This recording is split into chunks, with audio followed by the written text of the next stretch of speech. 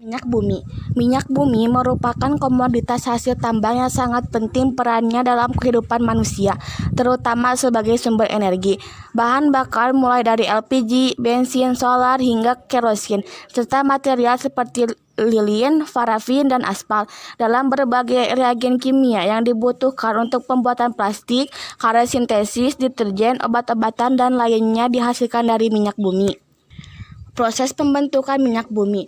Minyak bumi terbentuk dari pelapukan sisa-sisa organisme seperti tumbuhan, hewan, dan jasad-jasad renik yang tertimbun dalam dasar lautan bersama lumpur selama jutaan tahun. Lumpur tersebut kemudian berubah menjadi batuan sedimen dan sisa-sisa organisme mengalami peruraian menjadi minyak dan gas di bawah tekanan dan suhu tinggi. Oleh karena berasal dari sisa-sisa organisme, minyak bumi dan gas alam sering juga disebut sebagai bahan bakar fosil.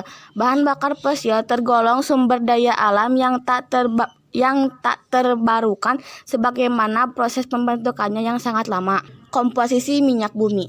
Minyak bumi adalah campuran kompleks yang sebagian besarnya sekitar 90 hingga 97% terdiri dari senyawa hidrokarbon.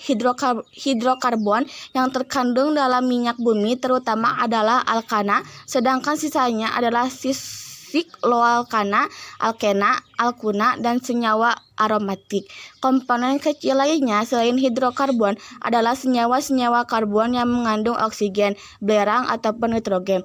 Gas alam sebagian besar terdiri dari alkana suhu rendah dengan metana sebagai komponen utama, ataupun gas mulia seperti helium dalam jumlah yang sangat sedikit.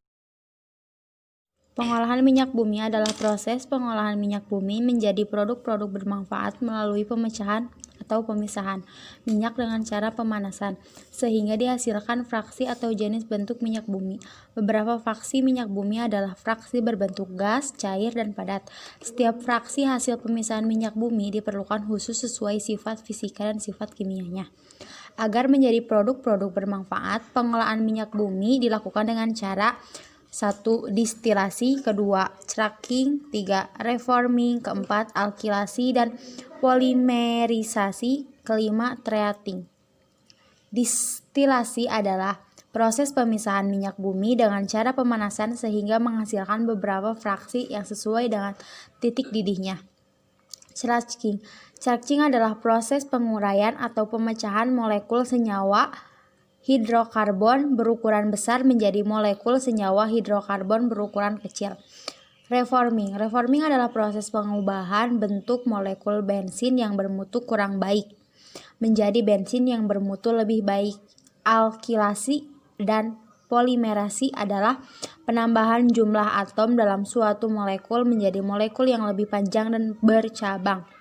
Polimerisasi adalah proses penggabungan molekul-molekul kecil menjadi molekul besar. Treating adalah proses pemurnian minyak bumi dengan cara mengeliminasi atau menghilangkan bahan pengotorannya. Jenis BBM lain buatan Pertamina. 1. Nilai oktan. Research octane number. Premium memiliki oktan 88, sedangkan Pertalite memiliki RON 90. Pertamax sebesar 92 dan Pertamax Plus sebesar 95. Nilai ini menunjukkan seberapa besar tekanan yang bisa diberikan sebelum bensin terbakar secara spontan. 2. Warna cairan. BBM jenis premium memiliki warna kuning cerah. Warna tersebut berasal dari zat pewarna tambahan atau disingkat DD. Sementara itu, Pertamax yang berwarna biru kehijauan dan Pertamax Plus yang berwarna merah tidak menggunakan pewarna tambahan, sehingga pembakarannya lebih sempurna. 3. Harga Pertalite. Harga per liter. Saat ini harga premium masih dipertahankan pada level 7.400. Kemudian harga Pertamax pada bulan lalu dinaikkan Rp500 menjadi 9.300. Adapun harga Pertamax Plus mencapai 10.200. Bahan bakar fosil seperti bensin dan gas LPG merupakan senyawa hidrokarbon yang banyak digunakan dalam kehidupan sehari-hari. rumah tangga dan industri.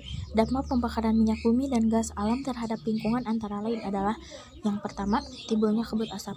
Kabut asap atau smog adalah asap dari pembakaran senyawa minyak bumi dan gas alam, seperti pada pabrik dan kendaraan bermotor, yang menyatu dengan uap air sehingga menimbulkan kabut yang pekat. Yang kedua, terjadinya hujan asam. Hujan asap terjadi ketika nitrogen, oksigen, dan sulfur dioksida dari asap pembakaran minyak bumi dan gas alam naik ke permukaan atmosfer dan bereaksi dengan uap air. Reaksi ini mengakibatkan terbentuknya asam nitrat dan asam sulfida di awan. Asam ini akan turun ke tanah ketika hujan terjadi, menjadi hujan asam. Hujan asam berbahaya karena mengakibatkan korosi atau pengkaratan pada logam. Yang ketiga, terjadinya pemanasan global. Gas karbon dioksida yang dikeluarkan pembakaran minyak bumi dan gas alam adalah gas rumah kaca. Artinya gas ini menyerap panas. Meningkatnya gas karbon dioksida mengakibatkan meningkatnya suhu atmosfer bumi dan menyebabkan perubahan iklim. Ini berakibat pada perubahan cuaca yang tidak menentu, kekeringan, dan bencana alam lainnya.